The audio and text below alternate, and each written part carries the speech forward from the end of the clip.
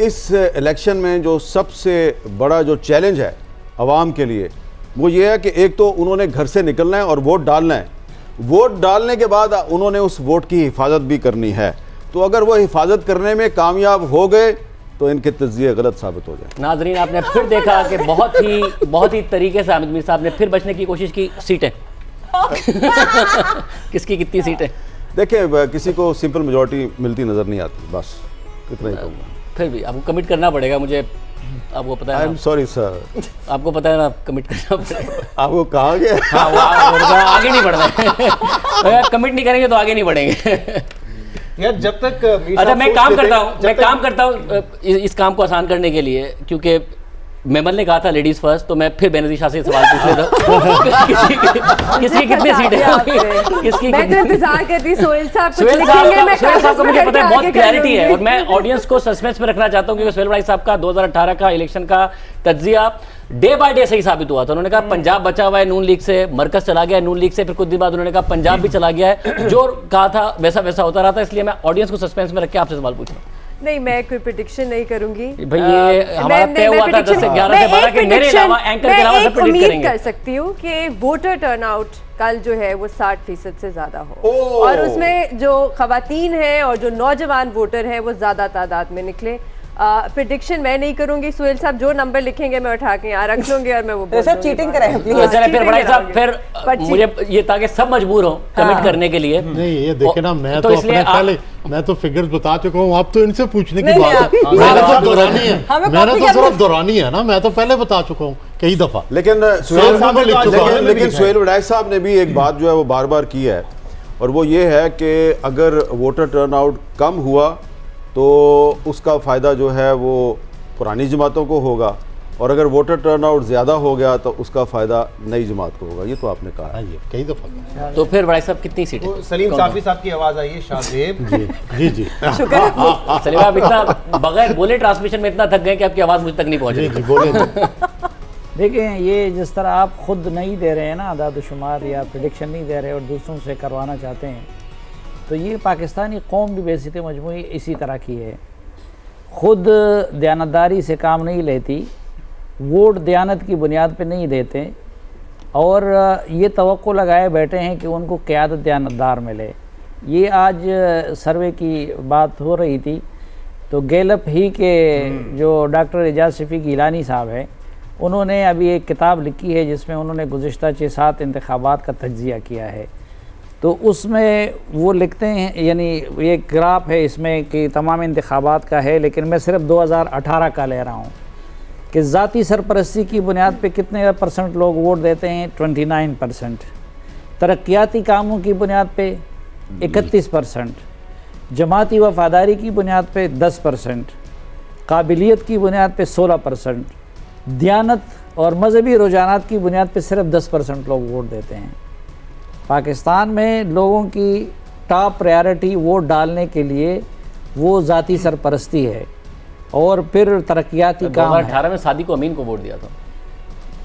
2018 में सादिक अमीन को वोट दिया था, आपने कहा था दियानत की बुनियाद पे कम देते। नहीं, ये वहाँ वोट किसने दिया था? ये सारे दिन के ट्रांसमिशन का आप पे कोई असर नहीं हुआ कि वो भाई 2018 का इलेक्शन था कि सिलेक्शन था। लेकिन चलो, अगर उसका नहीं ना, तो मैं आपको इनका 1993 का बताता हूँ। 1993 में भी वो कहते हैं कि ज़ाती सरपरस्ती की बुनियाद पे 21%, तरक्याती काम 19%, जमाती वफादारी 16%, काबिलियत 13%, दियानत और मजहबी रुझान दयानतदारी उस 13% सिर्फ, बरादरीज़म की बुनियाद पे 8%, और फिर इसी तरह किसी और को हराने के लिए 2% इस बुनियाद पे। आप देखें कि लोगों के प्रायोरिटीज़ में दयानतदारी वाली बात बड़ी अहम है। वोट दूसरे को हराने के लिए 2%, वोट डालते वक्त लोगों की प्रायोरिटीज़ में दयानतदारी 5वें नंबर पे हैं। लेकिन हम तवक्को लगाए बैठे हैं कि हमें बिल्कुल ऑनेस्ट और वो खुलफाए राशिदीन के नक्श कदम पे चलने वाले हुक्मरान चलें। तो वही काम कौम कर रही है जो इस वक्त आप कर रहे हैं। अच्छा, खुद प्रेडिक्शन नहीं कर रहे हैं और दूसरों से मैं कर ही देता हूं। अगर ये इतना बड़ा मसला कौम का बन गया कि मैं प्रेडिक्ट करूंगा तो आप नहीं कर रहे, आप करेंगे अगली प्रेडिक्शन। लेकिन मेरी बात शाहजेब, थोड़ा सा इसको एंड में ले जाते हैं सेगमेंट के, अभी तो टाइम है। कल गैलप का एक और सर्वे आया जिसमें ये बताया गया है कि 70% लोग ये समझते हैं कि इंतखाबात शफाफ नहीं होने जा रहे, Gallup क्रेडिबिलिटी नहीं है। International का, Gallup गैलप International इंटरनेशनल का है का, कि हाँ। 70% पीपल थिंक कि इंतखाबात फ्री एंड फेयर नहीं होंगे। अच्छा, अब इसी वजह तो से ये मेरा एक देख लीजिए सवाल आप। आपसे है जी। शहजाद साहब जी, जी। कि आपने अभी थोड़ी देर पहले बिलावल साहब को ऑन एयर आपने शाबाश दी 2-3 इश्यूज पे, तो अगर उन्होंने अच्छी कंपेन चलाई है, जो कि आपके ख्याल में उन्होंने अच्छी कंपेन चलाई है, जी, जी, बिल्कुल। तो उन्होंने अच्छी कंपेन चलाई है, तो फिर वो मेजॉरिटी क्यों नहीं ले रहे? सोहेल साहब ने लिख दिया ना कॉलम में नहीं, कि एक मंसूबा तो भी जरा होता है। थोड़ा सा एक्सप्लेन करें जी। कि अच्छी कंपेन चलाई है एक आदमी ने, और आप खुद कह रहे हैं और सलीम साहबी साहब ने भी उसको वेल्डन कहा है, तो वो क्यों नहीं मेजॉरिटी ले रहा? देखिए कल हमने इस इस पे पे बड़ी भी वेल्डन कहा है, लेकिन सबसे ज्यादा करप्ट पार्टी होने की बुनियाद पे भी हम उनको वेल्डन कहते हैं। ये बात भी सामने ही कहनी थी। कल हमने सोचा मीर साहब इस पे मैंने कल बड़े तफसील से बात की थी कि क्या वजूहात हैं जिसकी वजह से पीपल्स पार्टी जो है वो सिंध की जमात रह गई और पंजाब से हमने देखा कि बिल्कुल वाइप आउट हो गई। तो मेरे ख्याल से ये वजह है कि अगर उन्होंने अब मोबिलाइज करना शुरू भी किया है तो ऐसा नहीं है कि तो आप suddenly आप voter ये जो है वो एग्री turn करते out हैं कि होकर उनकी अच्छी तरफ आ जाएगा। कंपेन चलाने का मतलब ये नहीं है कि आप नहीं, आप अपने वोटर को तो मोबिलाइज करते हो। आई एम श्योर पंजाब में अगर वो री एंटर हो रहे हैं तो वो कुछ नए वोटर्स को भी अपनी तरफ लेंगे, लेकिन इस वक्त जो पिछले हम देख रहे हैं 10 साल से एक 3 पार्टी सिस्टम है, उसमें पीपल्स पार्टी तीसरे नंबर पर है और सिंध से तो वो अक्सरियत ले जाते हैं, क्योंकि देखिए लेकिन ना, बाकी जमातों ये में नहीं सवाल है। मेरे ज़हन में इसलिए आया मीर कि साहब वोट में तो ये सारे फैक्टर जो अभी हमने बयान किए ना, ये सारे फैक्टर कल वोटर जब जाएगा तो वो सिर्फ कैंपेन को तो नहीं देखेगा, हाँ, वो तो हाँ, ये सही जो बात है। मुख्तलिफ फैक्टर्स क्योंकि- हैं उन फैक्टर्स की बुनियाद पे अब अंदरूनी सिंध वाले लोग अगर बिलावल साहब इतना भरपूर कैंपेन ना भी चलाते तो फिर भी अंदरूनी सिंध को मैं उनको इतने वोट पड़ देते। तो वोट डालने के लोगों के अंदरूनी मायारात सिंध एक रोमांस है पाकिस्तान पीपल्स पार्टी के साथ, ये लोगों का है। कैंपेन से आप लोगों उनसे को जाएं, अपने वोटर उनके को पास mobilize कर सकते हैं। उनके कैंपेन पास मुख्तलिफ अवामिल में से एक आमिल है, जी। सिर्फ वो आमिल नहीं है रिजल्ट डिटरमिन करने का।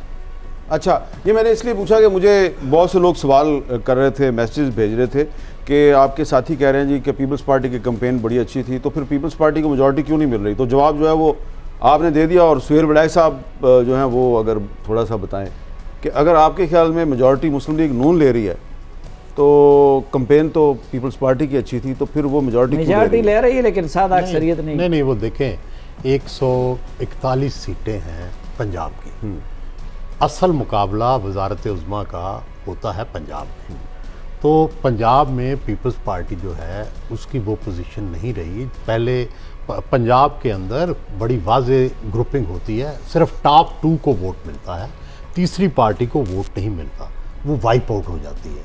हम माजी में हमने देखा जमात इस्लामी आहिस्ता आहिस्ता ख़त्म हो गई।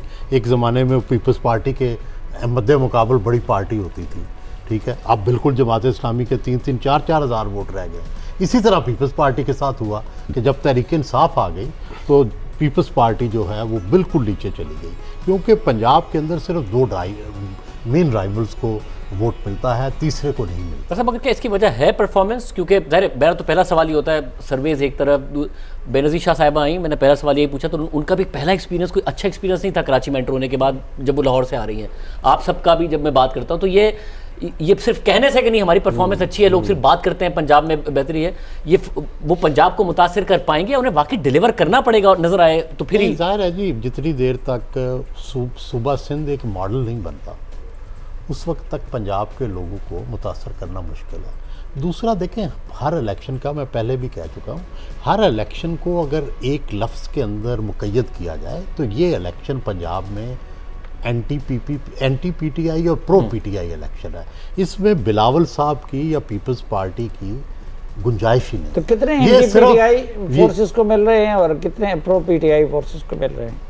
नहीं, वो तो देखें, गुजारिश ये है कि या तो सारे आप बताएं, मैं तो 2-3 दफा मुझे पता है कि वड़ाई साहब बताने को तैयार हैं और मैं तो तैयार हूँ, आप लोग नहीं बता रहे, तो शहजाद इकबाल साहब बताएंगे। नहीं पता क्या करें आप इस तरह करें कि एक पर्ची पे ना सबसे लिखवा ले, नहीं, मैं तो नाम ना बताऊंगा लिखवाए और आप बोले। आप बताएंगे ना? मैं बताऊंगा। मैंने वैसे ये ऑलमोस्ट अच्छा है। काफी चीजें पहली दफा हो सकती नहीं यार, है। कोई ऐसी बात नहीं वो क्या है। सहेजा ये ना बस सबको मेरा ख्याल है कि और काफी कुछ है जो इस स्टूडियो में पहली दफा हो रहा है, जैसे शहजाद ने बिलाल भुट्टो ज़हरी की तारीफ की, तो सीटें बताएं। जैसे हमें पता चला कि शोबिस वालों को जो है मैंने ऑलमोस्ट अपनी असेसमेंट बना ली है, लेकिन मुझे पता है कि मैं अगर पहले बता दूंगा पीछे मुड़ के देखूंगा सब भाग चुके होंगे, इसलिए ये नहीं करना चाहता। मैं शुरू करती हूँ। मुस्लिम लीग नून को शायद नेशनल में 104, 105 104 नेशनल असेंबली में 104, 105 रिजर्व सीट माइनस करके। हाँ, कल वाले जनरल इलेक्शन ओके, यानी कि जो 134 सीटें चाहिए, उसमें से आप 104 105 दे रही हैं नून लीग को के होगा। अब मैं बड़ा साहब पार्टी हाँ, अब आप पार्टी का इस इधर बारे में बड़ाई पूछ साहब। लें। अब आप जी इधर- देखिए 110 सीटें के करीब, बल्कि इससे ज़्यादा भी अगर दवाई डाल गई तो इससे ज़्यादा भी सीटें नून लीग लेगी, अंदाज़ा है। और दवाई दूसरी- डल गई, दवाई ज़्यादा डल गई तो ज़्यादा लेगी। दवाई, और मेडिसिन। और साहब मगर दवाई पहले ही डल चुकी है। दवाई डल चुकी है। सर तो ज्यादा दवाई का तो नुकसान होता है फिर, नहीं, दवाई जो है उससे चीज़ें तेजी से भी ठीक फसल तबाह हो जाती है ना। नहीं, आप सूंडी मारने के लिए आप दवाई डालते हैं, लेकिन ज़्यादा डाल देते हैं, फसल तबाह हो नहीं, जाती है। देखें जब गोला जो है ना तोप से निकल जाए ना, आप उसको रोकने की कोशिश बड़ा करें। आदमी बड़ी बातें करता है, मुझसे आप पूछते हैं, मैं कहता है बंदूक से गोली निकल जाए, ये कह रहे हैं तोप से गोला निकल जाए।